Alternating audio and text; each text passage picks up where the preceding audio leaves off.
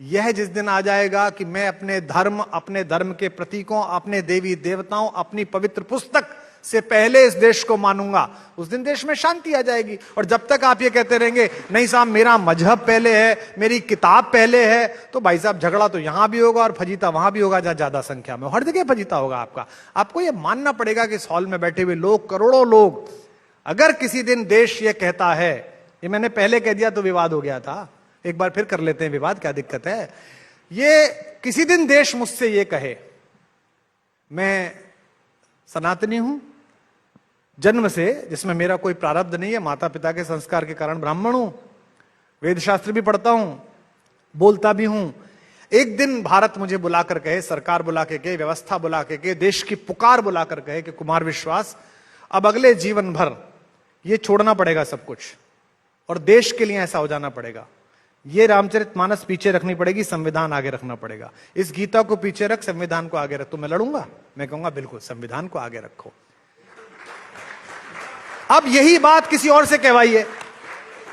कि आप इस किताब को पीछे रखिए, संविधान को नहीं साहब पहले तो, और ये कैसे होगा। किसी ने मुझसे कहा ये व्यर्थ का सवाल है, आप कह सकते हैं, किसी ने कहा ये मूर्खतापूर्ण सवाल है, हम चुने ही क्यों देश और धर्म में से, चुनने का मौका आता है। आज मैं बता रहा हूं, नाम नहीं लूंगा, सब जानते हैं,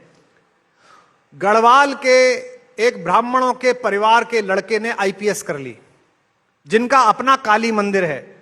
जो बड़ी धोती के ब्राह्मण हैं, कर्मकांडी ब्राह्मण हैं, उनके लड़के ने आईपीएस कर ली और भारतीय गोपनीय सेवाएं ज्वाइन कर ली। भारत ने उसे कहा कि भारत की रक्षा के लिए ये कोल्ड वार चल रहा है, पाकिस्तान चले जाओ, 6 साल वहां रहना है। भारत का वो लड़का इस्लाम के सारे कानून सीखकर सब कुछ कराकर विदेश चला गया। उसने नहीं कहा था धर्म मेरा पहले है, मैं काली की पूजा कैसे करूंगा, उसने नहीं कहा। आज कल तालियां बजा रहे हैं हम सब लोग धुरंधर के लिए, रणवीर सिंह की एक्टिंग देख के कि रणवीर सिंह चला गया और लोग उसे मिला रहे हैं किसी उससे। हमको पता नहीं है कि आज की तिथि में भी और पहले भी हिंदुस्तान के बहुत सारे बच्चे अपने माँ बाप पत्नी सबको दांव पे लगाकर दूसरे देश में गए ताकि देश के हित सुरक्षित हों। उन्होंने वहां जाकर नमाज पढ़ी है, उन्होंने जाकर वहां खादिम की सेवा करी है, उन्होंने जाकर रोजे रखे हैं,